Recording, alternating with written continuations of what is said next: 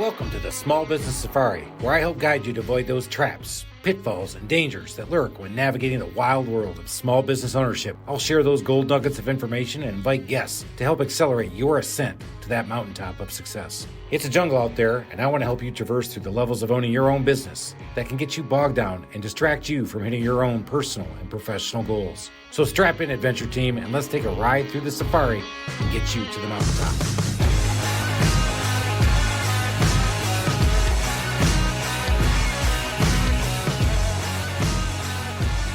Alan, let's get the hammers out, get the tool belt on. Let's get back to work, everybody. We got to build some shit today. You know what I'm saying? Yeah. Yeah. You feel what I'm saying? You putting down, huh? I don't know. I just, I feel like the listeners need to know that you were dropping Big Daddy during the green room chat. So the World Cup is coming to the North Americas. We happen to live in one of the cities that will be hosting 8 games. My buddy says, do you want to go in on tickets? And I said, yes. He said, okay, got him.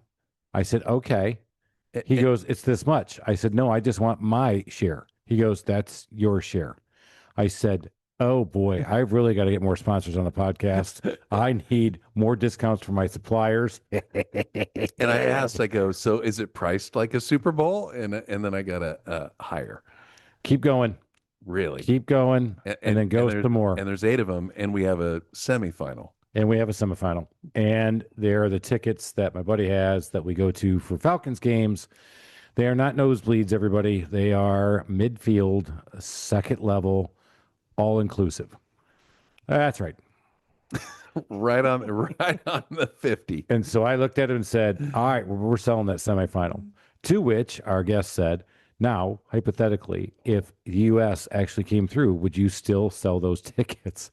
And this is a would you rather question. Oh, I love the look on your face when he asked. It was such a good question. It is a good question. Right off the rip. It was good. We already were on the air. So, guys, that's right. The World Cup, we are learning. And, we've got listeners all over the world, Alan, as you know, Europe, Australia, Canada, who got into soccer 8 years ago just so they could host it, as we understood from our guest. Pretty interesting. Mm-hmm. You would think that we have a World Cup aficionado coming on again. And maybe we're giving people the wrong impression. So we'll go back to your original strap on your hammers and your tool belts, guys. That's right. Let's go back to that train of thought for a minute. So I started my business in 2008. I'm a pretty handy dude. We're actually in my basement where I put my handiwork to the test before I even started my business. And you're seeing all of the work that I did in here, by the way, Steve. That's my crown molding. That's my rope molding. That's my mantle. Those are all my doors I've hung. Don't look too closely. All right. Good. Thank you. And the cabinets. Don't forget that. Don't turn the lights on. Don't turn the lights on.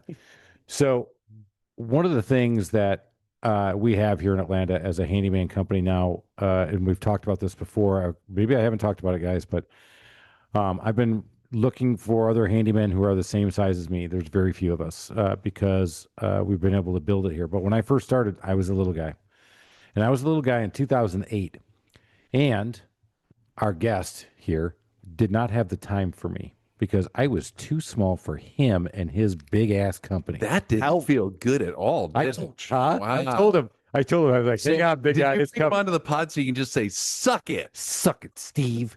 We got Steve Lange from one of our building suppliers, but I want to talk about building supplies and what happened. So in 2008, man, these guys were printing cash, printing money, sending 40 doors out, sending 500 windows out, sending roof packages out, trusses out. Everything was going out. And I come in and go, I'd like to get one door.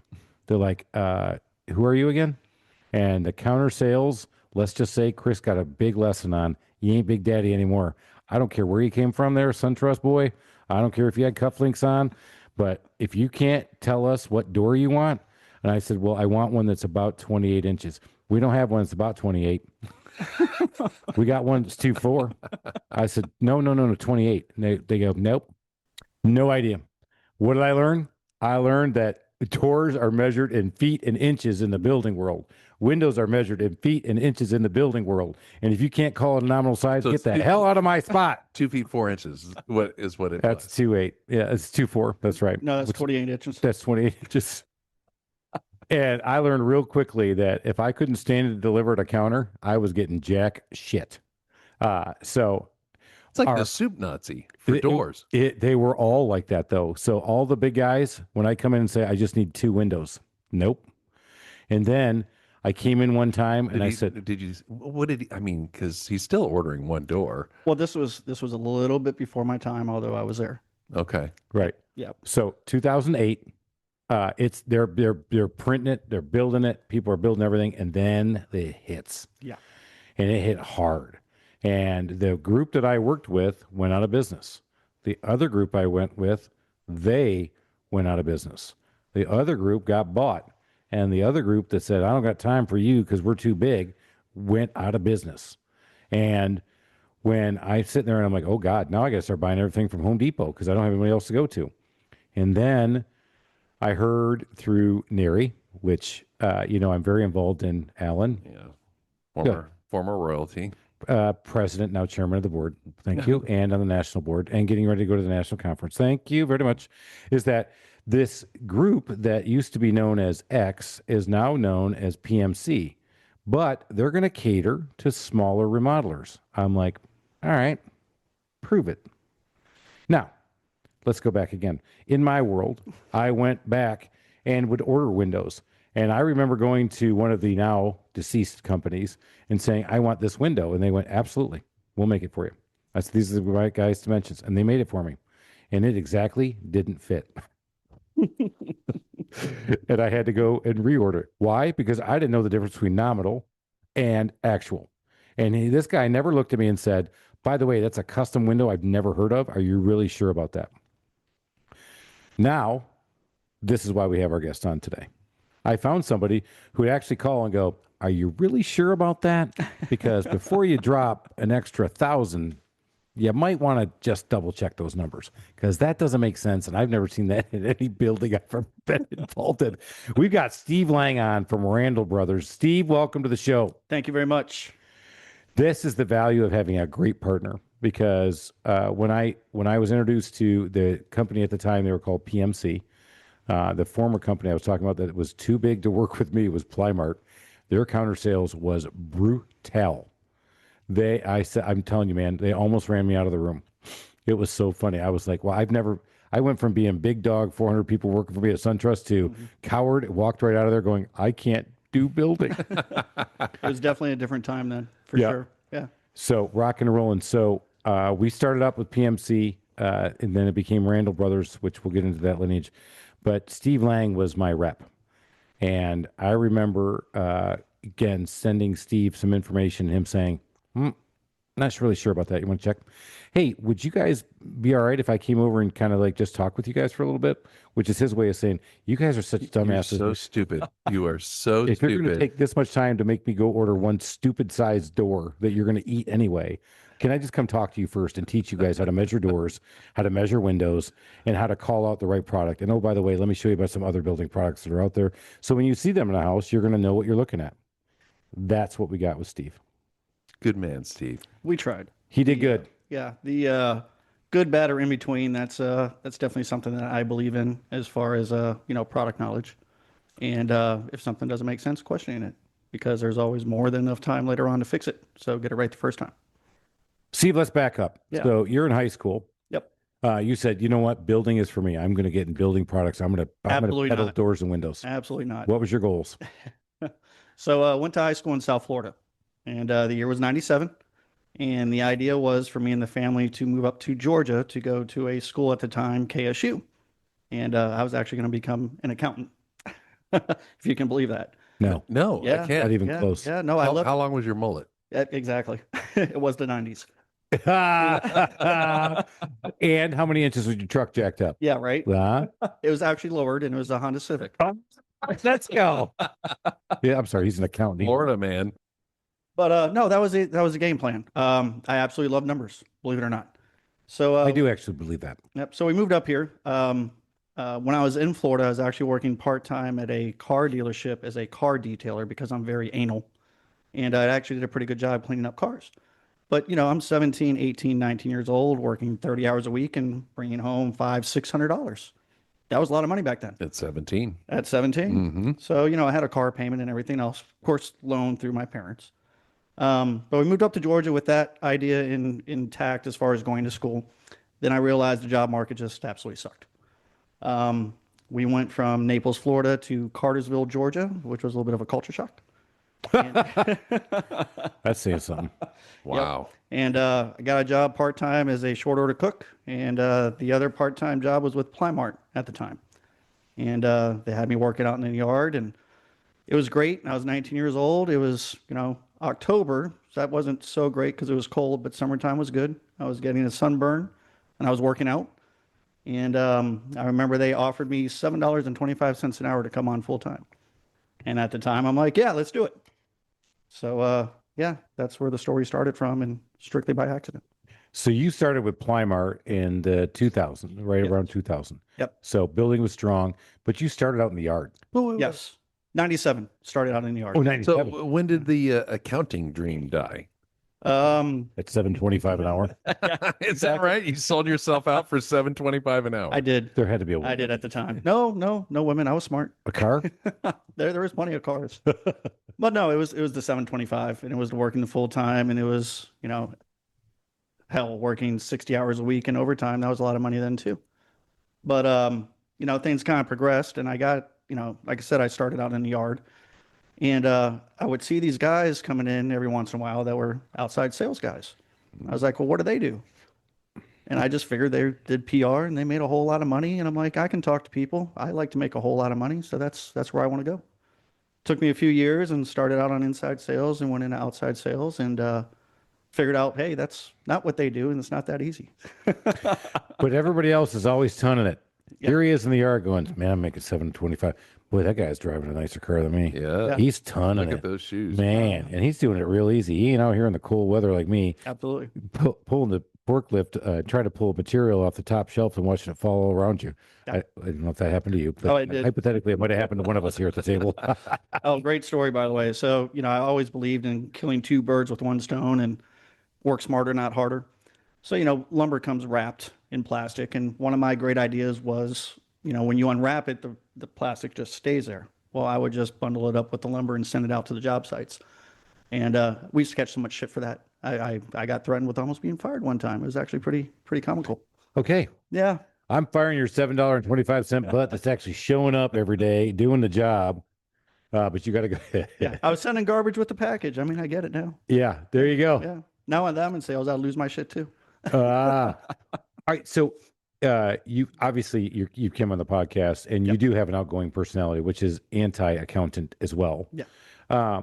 So as you made that progression through inside sales, was it somebody who helped you? Was there a mentor? Was there somebody that helped you guide you through this? My brother-in-law at the time, he's the one that got me the job part-time coming on with Plymart. He actually worked for Plymart as well. He was a dispatcher. He had been with the company for several years. It was family owned, and he had nothing but good things to say about it. And I thought that, that would be a place where I'd like to start and, kind of venture to see my career path in that. But yeah, he actually started me out. He kind of taught me the ropes. He would get me back in line if I swayed, if you will, and things were a lot different then. You could pop some people around if you needed to, but yeah. Alan, how did you interpret that?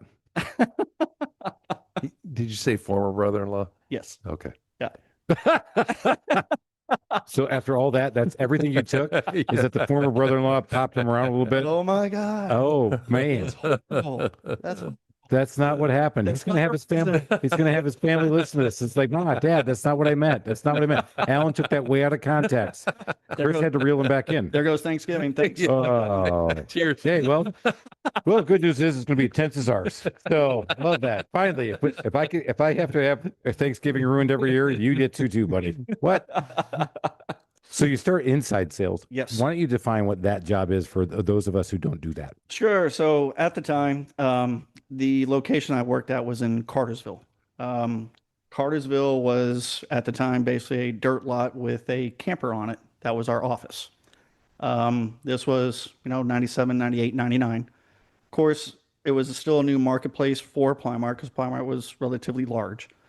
Long story short, they wanted to put a satellite office there. They ended up building a larger office, which had, the showroom, 11 outside sales reps, 13 acres, all that type of stuff. That's where I started my inside sales career. On the inside sales career, I was the only inside sales rep. Chris, you've been to our counter before. You know how busy and crazy it gets. We've got 7 guys on it. They rock and roll. Well, picture that, a little bit smaller scale, but it was only me. One. So you were that guy. I was that guy.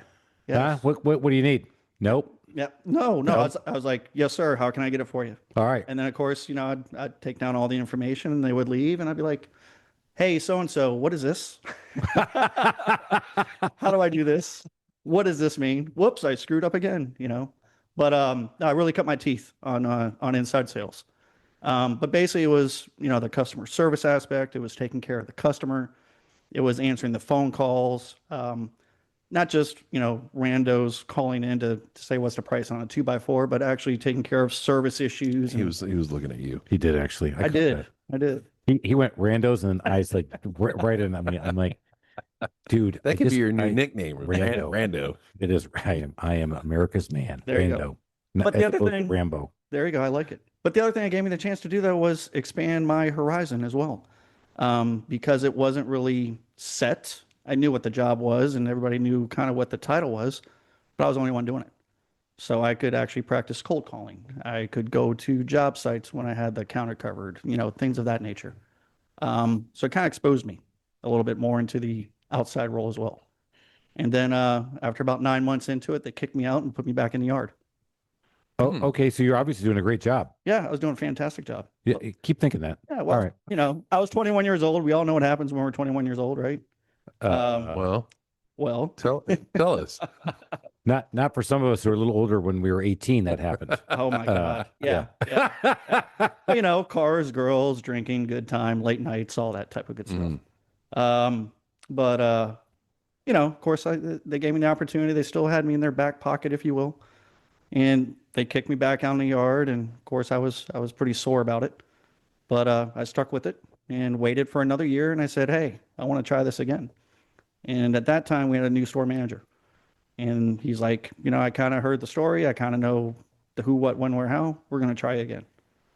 So I did it again. And, by the time I was 23, here I am outside sales and rocking and rolling. Rocking and rolling. So, yeah. Obviously in the lessons that we talk about here a lot about either running your own business or starting your own business, you had that wake up call. Yeah. I think we've all had to have that kick in the pants, as it were, that one shot where somebody kind of... One shot?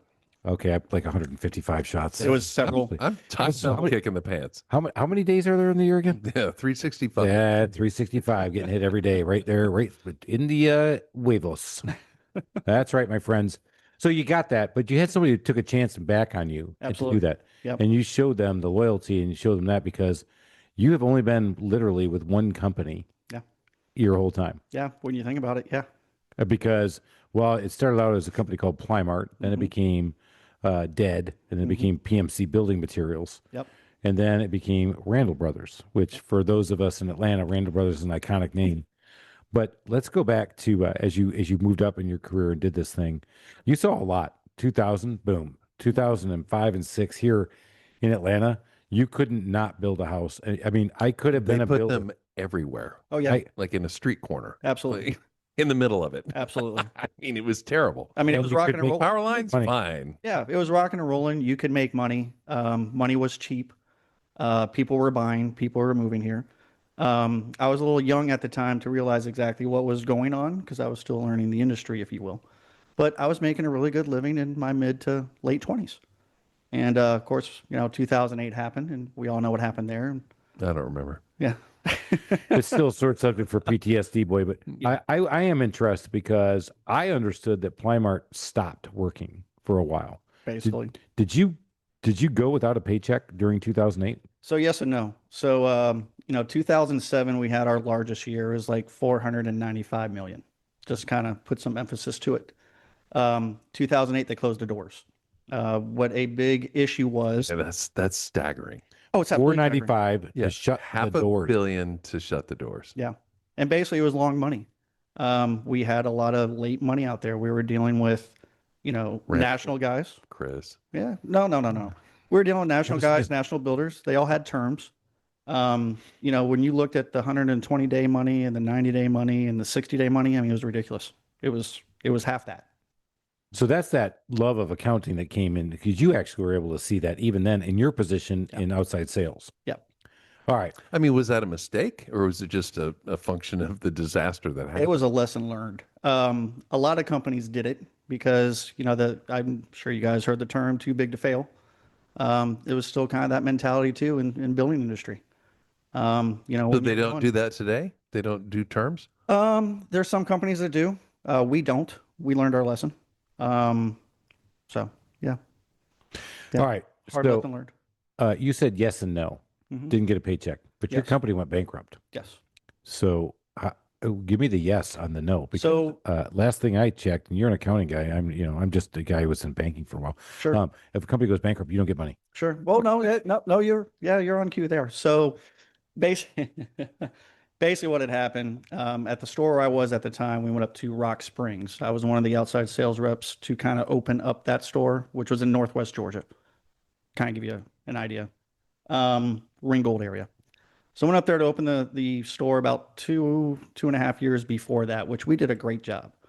And as a new store, which we actually bought out somebody, a local supplier up there, we were doing great compared to the other 33 locations. We weren't number one, but we were in the top 10% as far as revenue coming in, profit dollars, et cetera. So my store was actually one of the last ones to close. There were people that were losing their jobs before then that weren't getting money before then. But we were one of the last ones to kind of hold on. So that's why I said the yes and no. All right. So down it goes. This company goes bankrupt. So now what? So you hooked on with another company? What'd you do? You put your shingle out there? Who'd you go? I did. So I still had a customer base, up in Northwest Georgia, and I was very loyal to them. I was 30 years old, never did the accounting thing. So I never went to school, just kind of grew my career.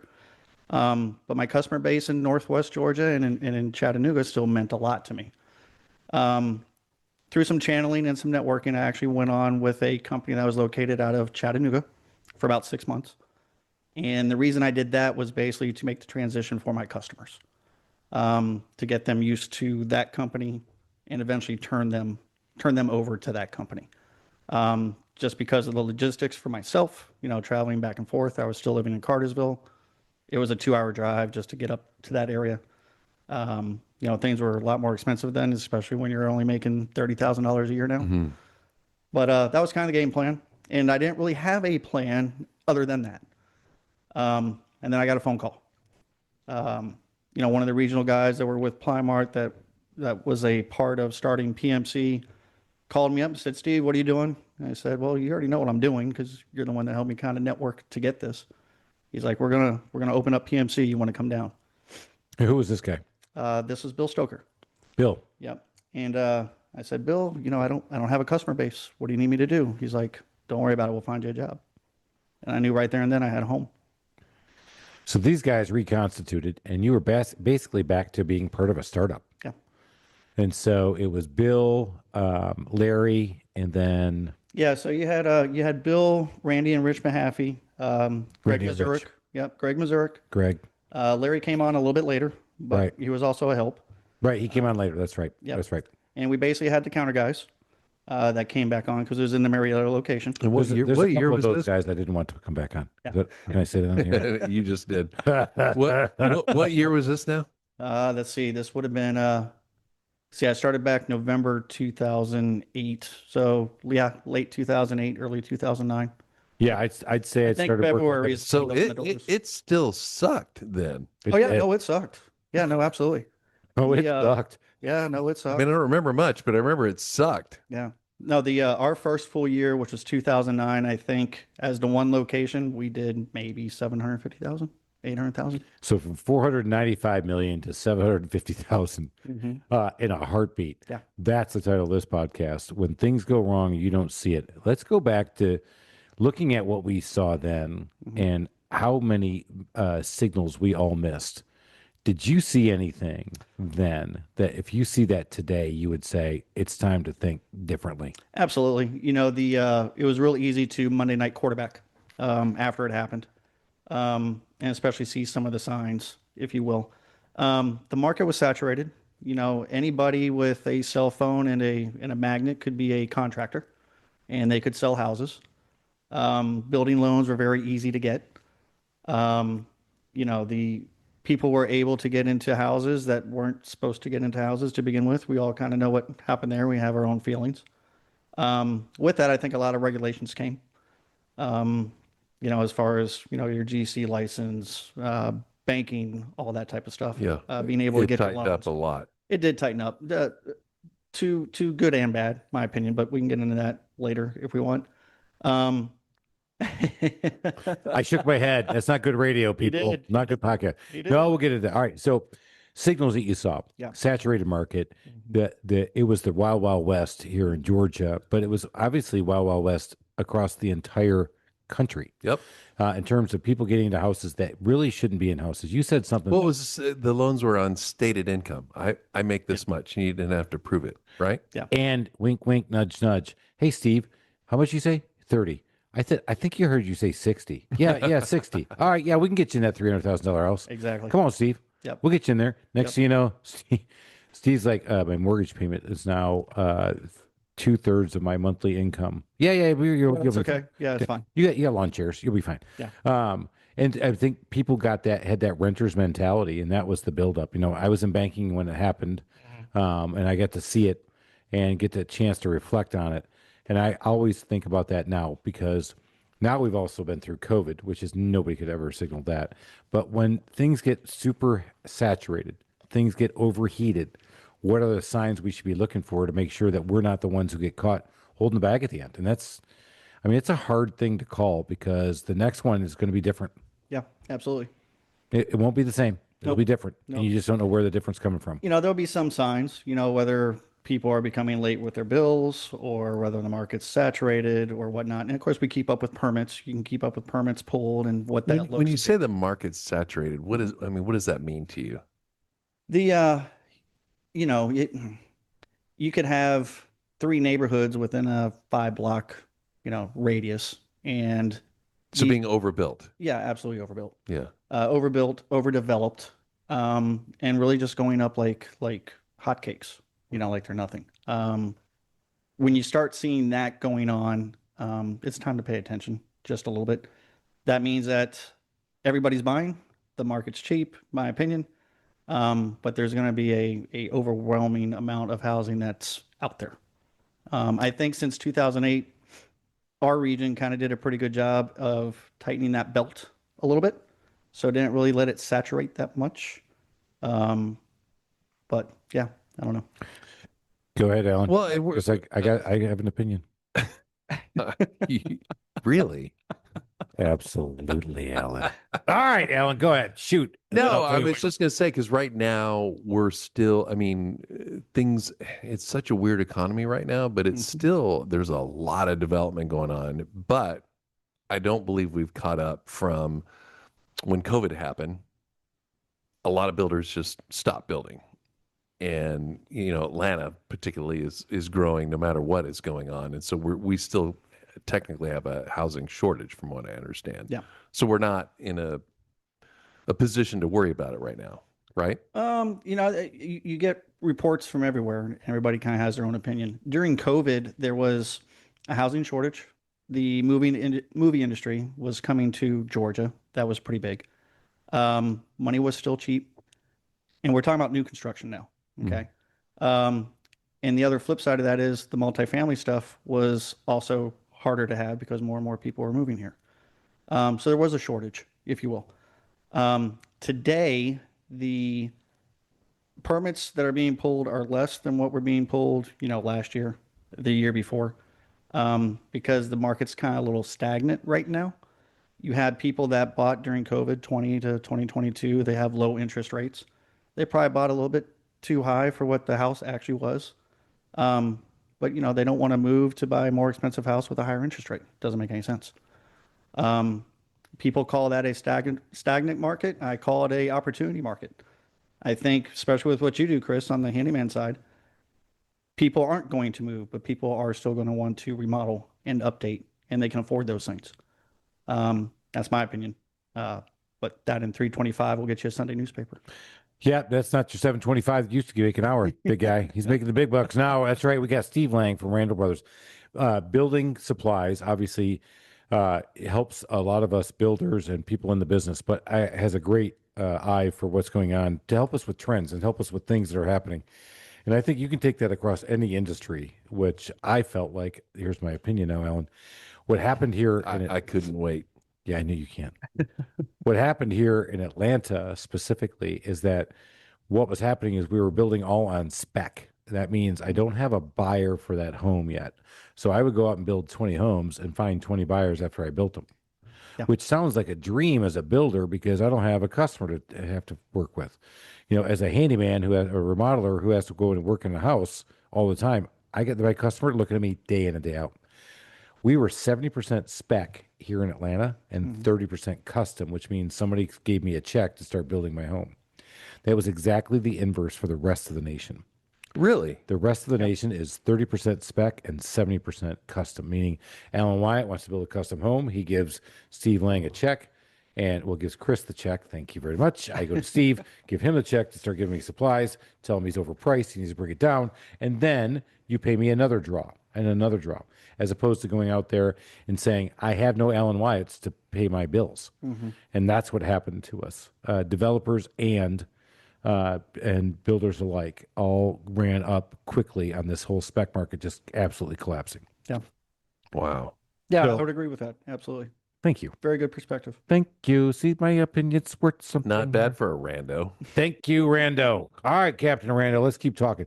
So, Steve, we're in this market, and we do. He and I talk, regularly about, what he's seeing in the market, what he's seeing, what's going on, and that's the kind of stuff you need in your business, and that's the kind of thing that I don't think people get that they should do more often, and that is, talk to your suppliers, talk to people who are talking to a lot more people than you are, just to get a feel for what's happening. Because he'll talk new construction, but he'll also come back and say, well, in your business, I'm not seeing that as much, but I'm seeing this. And then the other things that he's really helped me with is COVID. Let's go back to this. What happened in COVID? Well, we shut down. What really happened in COVID was material prices went boing, bang, bing, bong, bang, bang, bang, all over the board. Absolutely. No idea. I used to get an annual price increase from Steve, and it turned out he called me and he said, I apologize for this, but you're going to get it monthly. I said, do what? He goes, monthly, because I don't know where it's going. Yeah. And that's what we had to deal with. And we're still dealing with the fallouts of this and the ups and downs and people who are still sitting in their house going, well, I did all that work. Well, I hate to break this to you, man. That was 5 years ago. And guess what's happened in 5 years? Your house is still getting beaten and things are still need to be done. Yep. So getting those relationships with people who are outside of even in your industry, staying in your industry vertical, but not in what you're doing, Right. has been really helpful for me. So Yeah. that's been great. So as you keep going on your career, Sure. so you go into this PMC group, they kill it. They get bought by Randall Brothers. Did you get a piece of that? No. Okay. Let's not bring that up, Alan. Why did you bring that up, Alan? I'm so stupid. God, I'm so bless America. You know what, Larry? Screw you. He won't listen to this anyway. He's retired. He's gone. Greg? I texted him on the way over here. Did you really? I did. Nice. No, I didn't. Oh, you should have. Greg, screw you. He won't listen to this either because he's a serious introvert. I had him on the radio show too. So give Steve, give my boy some love. Those guys have heard that all the time before. But as you progressed, you went from inside sales, outside sales. Yeah. What is your position today with Randall Brothers? Still outside sales. I've been able to grow a awesome team. I've actually got a team of 3. I don't really hear about that in the industry. As far as an outside sales guys, they usually have one admin person, unless they were doing, the national business. And I still remember back in the day in Plymart, the national business guys, they were selling $1.2 million, $1.3 million a month. They needed a team, and that was just track business. Of course, that business is a lot different than what it is today. Today, it takes a little bit more manpower. I've been able to build up my sales to where they needed to be in order to have a team like that. But Craig, Vernon, and Christian, they do a great job for me. Are you the only one at Randall Brothers that has a team like that? Yes. Yeah. So, and I knew that. So he's obviously a modest guy, but what's your secret sauce to sales? Oh, trial and error, honestly. you have to get out there, not be afraid to make a mistake, and have the confidence that you can fix it. And I think that the ways that you do that is through communication, whether it's good or bad. You give both sides of news. Listening is definitely a big deal. So you can understand exactly what the customer wants, meeting expectations, setting expectations. Overrated, Alan. You just do what I like. Listening is for schmucks. What? What? What did he say? So, Chris, what do you think his secret sauce is? I would tell you, actually, I will. He is. You're right. Number one, he is a modest guy. I will tell you, his secret sauce is exactly what he was talking about. He is customer service focused. He has come out to a number of my jobs that he had no business coming to look at, just to double check that we were doing things the right way. He actually took a job that I quoted where I was going to do a full window unit replacement, and he came back and said, if it were me, brother, I would not do that because I don't think you're going to get what you want. You're going to want to do this. He actually changed the approach, which I went back to the customer and said, so I've talked with my team. I didn't want to say, so the supplier told me I was an idiot. The stupid lumber guy told me. The guy who just gives me freaking lumber, and most of it's all bent up anyway. It's 2x4 shit. Custom. He saves the good stuff for you. That's right. So that's the kind of stuff. That's where when you look at, I know he has a team, and I know it's not typical in our world, is that he still supplies that great. You feel like you're the only customer he has, and I know that I'm not his biggest customer. I know it for a fact. I mean, I'm definitely his most important customer, and I would say favorite I am his. Thank you, but I know I'm not the biggest. on Thursdays. Yeah. I'm tuning out now. Oh, but that customer service, that's he's running a business within a business. He's actually thinking about this as an entrepreneur. He's not checking the box. He's not just clocking in at 8. Not trying to sell you clocking something out that you for- don't need. Nope. Right. Yeah. Well, and I think that solution selling is a big part of that. And what I mean by solution selling, of course, having the communication, but understanding what the project, the budget, and the expectations are. You know, the homeowner or the client may want the highest dollar windows that there are, but the fact of the matter is they have a $150,000 house and it just doesn't make sense. Whether it's asked or not, I kind of give that opinion a little bit in a political manner, if you will. But the other part is, you know, also meeting the expectations. Well, why do they want an aluminum clad window? It's not because it costs the most, it's because they have these choices. Well, we can get these similar choices with this other line or whatever whatever it may call for, and giving the options and solution selling to what it is. Because if you go in there with $1,000 window and you got 10 of them and their budget is 7,000, you just chase that customer off and you didn't ask the questions. You don't really care about their project. You're just there to sell materials. I'm not an order taker. I'm a sales rep. That's why I consider myself. Good, bad, or in between. That's kind of how I do my business. Alan, before we get the podcast too far away from us, one of the things also that Steve has shown is that he's got a big heart. And he's done it in numerous ways and numerous times over the years. And we had a nasty hurricane that hit the North Carolina area and ripped through Asheville, which was near and dear to my heart because that's where my daughter was. Thank God she was here when it happened.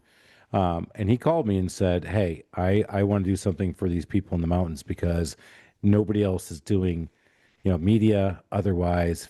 I'm not, we're not getting political. He goes, I just want to do something. Will you do something? I'm like, yeah. So I said, what do you want? He goes, well, we don't need one shoe. We don't need 2 socks that don't match. We need stuff these people actually will use. I said, all right. He goes, I think this is going to be covered, but can you do this? And he said, I need blankets. I need rugs. I need materials.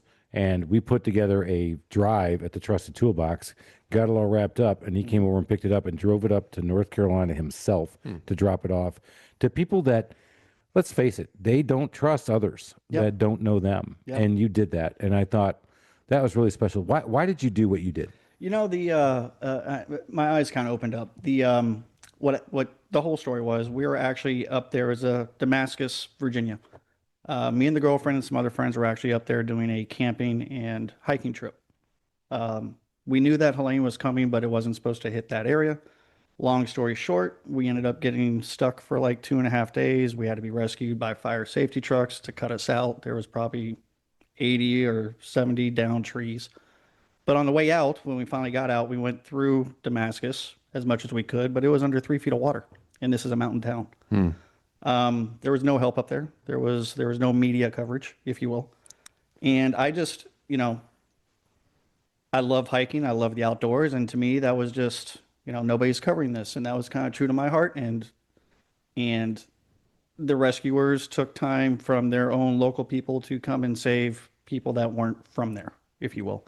And I felt like I had to, pay it forward and do something to help out. I did talk to Chris about it. Chris was right on board. I mean, that was great partnership. Yeah, Appreciate that big 100%. time. So what has Steve done again? Well, unfortunately, one of my lead technicians came home to his house 2 Fridays ago to see it in flames with the firefighters dousing it. Really? And he's lost his house. His 4 children and his wife are now displaced. And my general manager reached out to Steve, unbeknownst to me, and bang, what did they do? They said, yeah, man, whatever you need. And they didn't just say whatever you need. They actually offered up and are really helping him out a ton. And we're doing it here at the Trusted Toolbox. And again, going back to great partnerships, that was, it meant a ton to me, what you did. I didn't know that until literally 2 days ago. And I was like, do what? He goes, yeah, Randall Brothers, Steve said he'd do this. I'm like, yeah, dude, I mean, it's that's just, awesome. it's one of those things. You're not really looking for recognition from it. You're taking care of your people. Yeah, You're doing part the of my right people, thing. Chris. You're part of my people. That's right, Alan. You're part of my people too, Alan. This is what we're all about here on the podcast. So, guys, keep listening, keep telling everybody about what's going on here because good things are happening when we all stay together, stay in your flock, keep going up that mountain, keep making things happen. So, Steve, what are some of your biggest goals you've got left? Because you're very young compared to Alan. Well, I do have a fake ID that says I'm 24. Nice. I've had it since I was 18. Beautiful. Still works. We should all strive for that. Yeah, still works. Oh my God. If I ever get ID'd again, where it's not literally, they just give me the wand over. Doesn't it piss you off when you get ID'd now? Right. You're like, okay. Yeah. Really? What do I look like the undercover cop? I mean, look at me, dude. Seriously. Clearly I know how to drink. Georgia 5-0. Yeah, right. That would be hilarious to pull it out and go, there it is. And have them go, wait, 24? That's right. That would be funny. Now we should doctor it up. You to know do what? that. You're right. I'm in on that. That would be that. That's an idea. I do have a fake ID story. All right. So when I moved up here, I didn't know that you could go to the post office, or not a post office, but a post office spot to get an ID. It wasn't official, but it was an ID. But basically, they took down whatever information you gave them, and they printed out a little ID, then they laminated and everything else, and people actually accepted that. Believe it or not. Back to the Wild West. Back to Wild Had I West. only started building before 2004 when I had no idea what I was doing. Although I had taken building classes. No, I still didn't. But I had my general contractor's license. But for me to get it, I had to go sit there, take the test, do all this. Crap you could have built. I know, right? I could have really, Built some crap. thank you. I was going to say, I could have really stuck it to some people. There's no integrity on that. For the love, Alan. Oh my my God. God. Steve Lange. So, Steve, we got a lot of people listen. I think your story has resonated with a lot of people. Would you be open to talking to people? Sure. How can they get a hold of you? Probably best way would be email. steve.lang@randallbrothers.com. RandallBrothers. Which they went to the same idea that I had, and that's why all of my emails are Chris at thetrustedtoolbox.com because you had to have that at the time. We didn't talk much about Randall Brothers, but then again, I don't know if Luther's going to listen to this. He may. Luther, if you're listening, love you. I still love RB3. I still love the fact that you guys have great money. And if you'd like to come on the podcast, Luther, I would love to have you come on the podcast too. So I'm not going to say anything bad about you guys. Of course I'm not. I love you guys. I remember going down. Randall Brothers was in the trim manufacturing business for years. And if you ever went down to the Randall Brothers, which is right next to Georgia Tech where your son's going to school. Really? Yep. It used to be right there. Yep. And you could see this trim getting made. And I'm telling you what, man, as a guy who loves manufacturing, it was seriously cool because these machines, those machines for wood were what I worked on in steel when I was in high school. Yeah. Yeah. I was working on big automatic lathes. It's not there anymore. So here's what they did. They have sold their Randall Brothers manufacturing business. They saw what these guys had built at this PMC company and said, we want to buy you. We want to get in the distribution business to help other small builders and small remodelers do what you guys are doing. We like what you guys are doing so much. They sold their business, sold their property down by Georgia Tech to Georgia Tech, gave back to the community. And they said, you know what? We like you guys so much that we want you guys to make sure you keep Steve Lange. No, that didn't happen. No, that did not happen. That did not happen. Were you even part of the deal? No, probably not. No, not at all. But I have met Luther. It is very interesting to talk with that cat because the Randall Brothers family, their first money came pre-Civil War. Yeah. And then the Randall So when Brothers, you're talking old money, they had one business that was before them starting to make trim, pre-Civil War. And these other brothers started this trim business called Randall Brothers. Yep. And they became the trim that we use throughout almost all the Southeast. And I want to say it gets up in the Midwest. I'm sure it does. That basically trims that started with RB, those letters, that's where it came from, was Randall Brothers, believe it or not. Super cool history. Yeah. Cool. And a great company that they did. I'm glad they invested in them. I've known these guys now. They've become our partner of choice. We love what they do. They've helped us out so much. And I'm glad that Steve said, hey, I'd like to come on your podcast. I invited myself. did you talk to Steve about the doors you put in my house? Well, why don't you tell Steve about the doors we put in your house? No, my wife wanted to go from the single door to the double door with the windows and everything, and she loves them. I mean, loves them completely. We have neighbors who are happy about it, but did you talk to Steve about it, or did you just, hey, I got this mark. Yeah, I think it can make some money. I told him, I'm like, hey, whatever you think that door costs, double it, and then I'm going to jack it up too. As a matter of fact, Steve did not come to your house to measure those doors. He did not. I did. I snuck over there, by the way. Did you? I did to make sure we got the right size. But he confirmed that I had the right size. It's like, that one makes sense. He goes, yeah, you could order that one, dumbass. Sign this. But yeah, no, he's turned us on to great products. But that's, again, we talk about this on the radio show a lot, is that the reason you go with professionals is because we do this for a living. You know, why do you go get your oil changed now? I mean, who's changing their oil anymore? We're done, right? We're out of that business. Back when we were kids, we did it all the time. Hell, talk about this up in Michigan. We used to change our own muffler. The whole system in Michigan. Did you change it, or did you just straight pipe it? No, we changed it out because you know what? Looking back on it, back in the day, This is Florida. That was the Florida thing. yeah, we didn't lower that shit to the ground. But you look at it now, you go with professionals because you know what you're doing. And when you talk about DIY, yeah, you can. You know what? But I'm going to say it again. I say this on our radio show every week. Your number one financial asset for many of us is your home. The number one emotional asset is your home, because that's where you're raising your family, putting your head down. Yet we are so cheap when it comes to fixing our homes.